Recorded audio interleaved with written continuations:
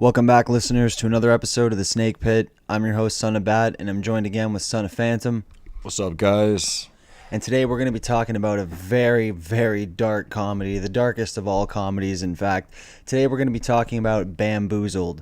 Released in 2000, this is a satirical black comedy drama film written and directed by Spike Lee, produced by John Killick and Spike Lee, and starring Damon Wayans, Savon Glover, Jada Pinkett Smith, Tommy Davidson, and Michael Rappaport, and of course Mos Def.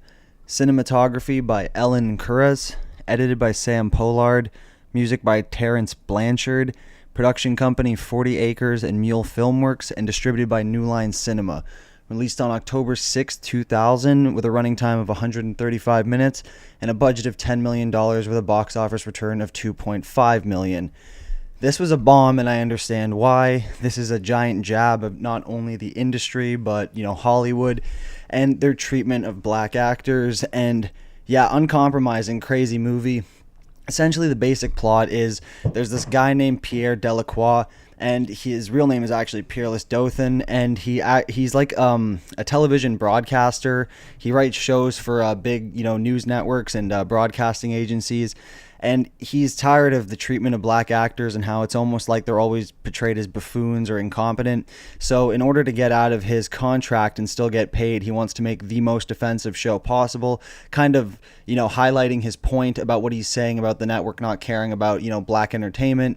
And in doing so, he creates this monster with this guy named Man Ray, and I can't remember his friend's name, but there's two guys that he gets from outside of his building, local tap dancers, and he gets them into this new age Millennium Minstrel Show, as he calls it, and it is crazy. It is and it's almost like a surreal fever dream at times. And not a huge Spike Lee fan. I think the guy's kind of an instigator, but this movie was really on the nose with a lot of things. It kind of predicted a lot of things that are happening now with black culture and entertainment, and it was wild. It's a culture shock, to say the least. Phantom, what did you think of this movie? Yeah, pretty crazy film. It's a political satire within a political satire within a political satire. It's Blackception. Yeah, it's Blackception, man. It's there's a lot of stuff that really hits you right in the face. It doesn't hold anything back. It's just this is what happens in the industry. We're gonna show it to you raw. We're gonna fucking and say it they just hold nothing back, and it's I don't know, it's a pretty good film, and it's it's fucking actually pretty scary sometimes. You see the things that these people are put through, and what the guy who created it was trying to get himself fired, was trying to get the idea to not happen, and for it to be a big success the way it was. There's so many things in this movie that really show fucked up things in society. It's a good movie. I was pleasantly surprised.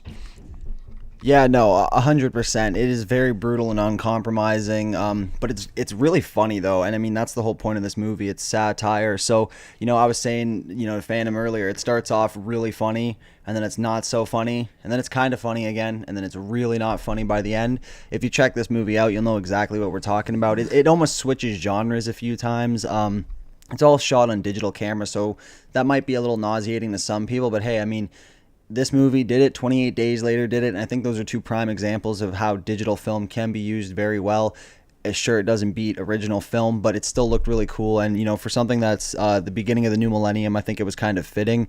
This movie also critiques and picks apart many aspects of black culture, more specifically North American black culture. I don't want to generalize and put the rest of the world, because North American black culture, at least from my perception and perspective, is an inherently toxic thing. It's actually not made for the people. It's made against the people by faceless corporations, and not to cause a racial division or anything like that, but it's these soulless white guys with the funny hats. They do this basically because they get money no matter who buys it. They kind of bring this up with Tommy Hilfiger, but he has a more appropriate name in this movie. I'm not going to say it here because as much as we don't want to be censored, I don't want to get completely nuked.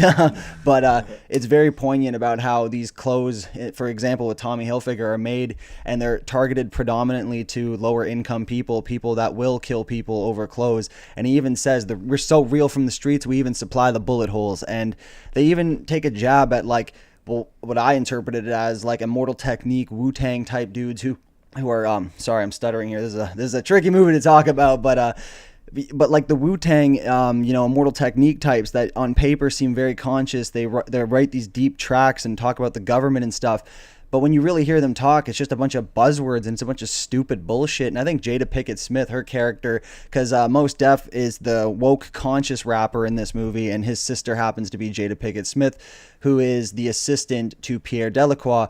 And it's funny because he's trying to get on TV and shit and say, oh, we're conscious, we're good for the people. And when he talks, it's almost like just a bunch of words that go nowhere. And she even basically calls him retarded. Like, he's like talking about taking back his name and stuff. And it's like, I find it's very accurate because there's a lot of people who are ill-informed or only get half the picture, and they think they're conscious, but they're still buying the Tommy Hilfigers, in this case, the bomb, the drinks and shit. And it's like, it's crazy. What did you think of Mos Def and like that critique on the culture and how almost all of it in North America being manufactured is just wrong? Like, what did you think of that, man?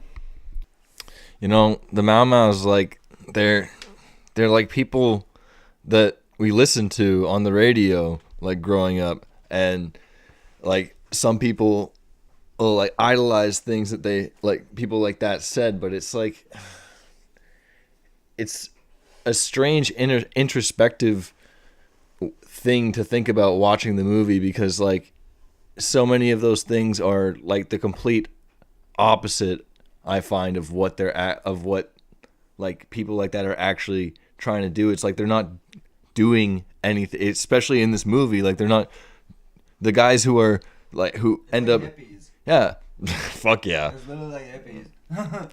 Like they're trying to do something that's not trying to do something inherently positive, but they're not actually doing anything about it, you know? It's like they're just fucking sitting around and just talking shit and passing the backwood, more or less. And it's like that's what a lot of these guys were, at least like how I interpret it. It's like a lot of these rappers, like they may have their hearts in the right places, but their actions speak a whole different thing. And that I feel was brought up very well with those characters. It's like, yeah, sure, on paper they have good intentions, but they're just dumb as fuck, bro. Like super ignorant and shit. Like it was wild. Like, yeah, I don't know. It was something to unpack. Like, what did you think of the tonal shift of the movie? Like, did you think that it shifted genres? Do you think this is a proper disturbing movie, a horror movie? What would you classify this as? Wow, like I was pretty disturbed by this movie, like in certain parts, especially when the Delacroix character starts losing his mind and seeing things move on their own. I can't really say the Jolly Bank, shall we say? I can't say that. White guy trying to do this fucking review is it's difficult, guys. It's difficult. I'm stuttering, and that's fine. That's fine because it's a movie, and we're allowed to talk about. We're allowed to talk about it. I just want to be a good boy about it, you know. Anyways. So much to unpack with this movie, those man. Performances, man, the show that they put on, like that in itself was insane, man. It was like tap. There's some great tap dancing, some great stuff in there. Like they really did their research, and like I found at the end of the movie, there's this big montage of all these like blackface shows and minstrel shows and cartoons throughout the fucking throughout history, and like it's like it's a triple satire because it really like it pokes fun at absolutely every part of it, and like you can't say that the movie itself is inherently racist because it's like it's fucking weird. It's like breaking in fucking fourth, fifth, and sixth wall. Yeah, straight up. Like everything's just being broken down, and you can not really like this movie, but you can't say it's bad and doesn't talk about the shit it says it does. It's like very forthright. Yeah. Fucking I don't know what to like. It's yeah. Thought-provoking movie, man. Yeah, no, like 100%. It's hard to peg this. I was saying earlier, this basically gave the satirical bite and feeling of a South Park episode, but like a South Park episode during an insanely bad acid trip. Like, you kind of laugh at it a little bit because that's the whole point in the beginning, but you find it becomes harder and harder the more like dark and not even really depraved, because it's a family show, everybody, but it just gets so soul crushing, especially when and I'm gonna have to look at this right now because I can't remember his name, but Man Ray's friend Womack. Womack, yeah, no, there's a part when Womack finally steps to Man Ray and tells him, "Look, man, I'm done with this shit. Like this is the same thing going over and over again." And what happens with Man Ray, it's interesting. He has the opposite reaction. He gets really into the character for a bit, almost gets overridden by the greed and the money. So he's just, becoming a slave driver himself. And Womack puts him in check, and he's like, "You weren't acting like this when we were on the street dancing for quarters. So why now, man?" And he does this thing where he like switches faces, and he does the yes massa stereotype, and it was sad. Like, it's really one of the saddest things ever, and you can see the hurt in his face because he's like losing his friend to some bullshit that and the whole thing was, this whole show was created to get everyone fired and so that Pierre could get his contract, and it becomes a monster. Like, after the first pilot, the studio doesn't even want to see a highlight reel. They just see the blackface and a couple ignorant jokes, and they're on to it. You know what I mean? And it becomes a smash hit overnight. And where it gets really surreal and freaky is like, it's a live studio audience, kind of like Seinfeld. And at first you see the reactions of everyone, and they're all kind of like, can I even laugh at this? Like, yeah. Is this acceptable? Yeah. And then like fucking a few weeks later, like fucking everyone's in blackface. The guy introduces like the MC guy is walking around at the beginning of the show, and all like everyone's in blackface, just saying the N-word like it's nothing. Like, oh, I'm a no, you're not, bro. And it like just so much fucked up shit happened that was it's like oh my God. Yo, the Roots played the Alabama Porch Monkeys, the band in the show. Oh wait, can I say that? Well, I said it. Anyway, there's a band that they get for the show, and this keeps in line because, I mean, their names are Man Ray and Mantan and Sleep and Eat. So they have a band that's called the Alabama Porch Monkeys, and it just so happens, looking right here, it's the Roots that played them. So any who knows that hip-hop group will know that. Oh, Cannabis was in this movie, too. Holy shit. There was a few rappers. Oh, my God. This movie basically, it's insane. And then, like Phantom was saying, in the coming weeks that the show goes on, you see people like white people, Asian people, Hispanic people, they're all in blackface, and they're all, yelling the N-word. And it's crazy. It's surreal. It's really crazy. The movie ends pretty much in this, and no spoilers here, I'm just going to say it as spoilerless as possible. It just descends into almost like a David Lynch type surreal nightmare with like racist television footage and monologues from that guy Baldwin and death. It gets real dark. I mean, we venture into snuff categories toward the end of the movie with the Mau Mau's and what happens to Man Ray, and it is a brutal movie. It switches genres multiple times. It's very uncomfortable, and I think this was a cool movie for Criterion to put out. Like I said earlier, I'm not a huge fan of Spike Lee. While I do, in retrospect, as I get older, I agree with his lines on Quentin Tarantino and his use of the N-word in movies, because my opinion of Quentin Tarantino has changed as I've gotten older. I still don't think he's the best person. I think he's kind of a provocateur, because a lot of his movies feed a very specific narrative. However, this movie was good because it attacks the industry. I don't think this movie attacks white people. I didn't feel personally guilty or offended watching this. I felt like shit watching it, sure, like, you know what I mean?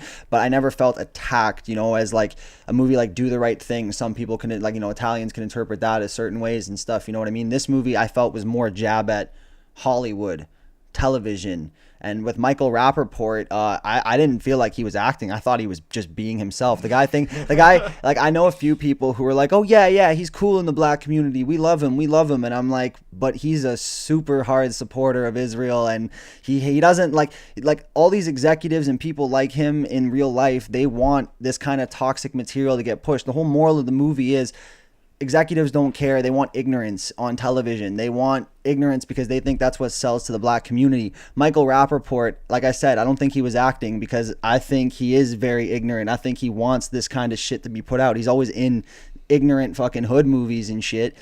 So, like, when I was watching him, I'm like, I don't think this dude's acting, bro. I think the scary thing is he was just being himself. I think Spike Lee knew it too. And Yeah, man, it's crazy. So like, if you watch this movie and if you have Hollywood's fucking boot down your fucking throat, you might not like it. You might think it's offensive, morally reprehensible, but I think this is a good mirror at a lot of certain faces, a lot of people high up, making these movies and this kind of music, like the entertainment that gets pushed out, because this really is like destructive. I don't know. I don't want to be on like a soapbox. I mean, I used to be into a lot of this shit.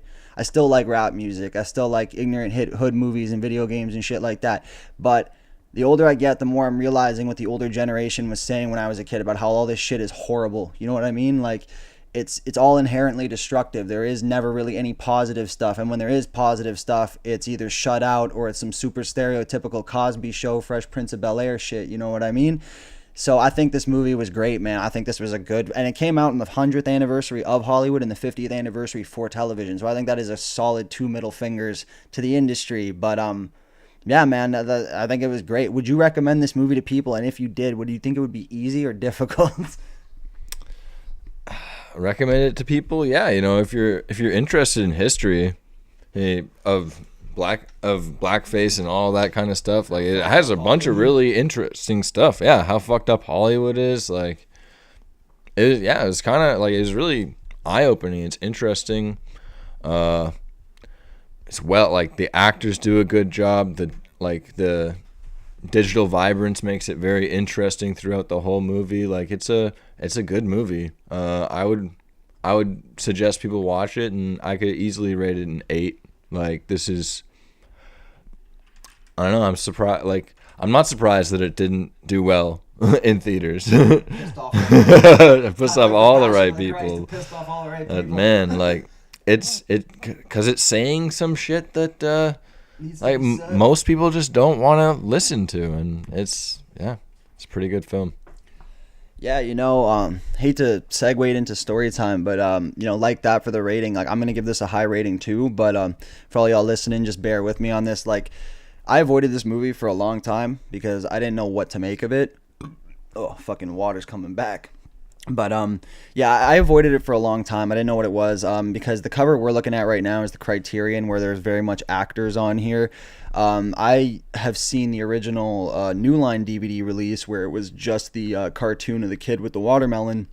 So I always thought it was an animated movie. Of course, with my previous opinions on Spike Lee and seeing his name on there, I avoided it because of that. But I think the thing that really piqued my interest was I was on fuckedupmovies.com and I was looking for some like disturbing but different shit to watch, like some non-torture stuff, like something that might have a bigger story. And I saw this come up in the like the racism category with stuff like Mississippi Burning, American History X, and shit like that. So I'm like, wow, if this movie is on this site where like there's some heavy-hitting, disturbing movies, maybe I should give this a spin. Maybe it might be worth my time. And I remember checking it out, and the second I watched it online, I think I bought it in the video store the next day because I was like, this was surprising. This was really good.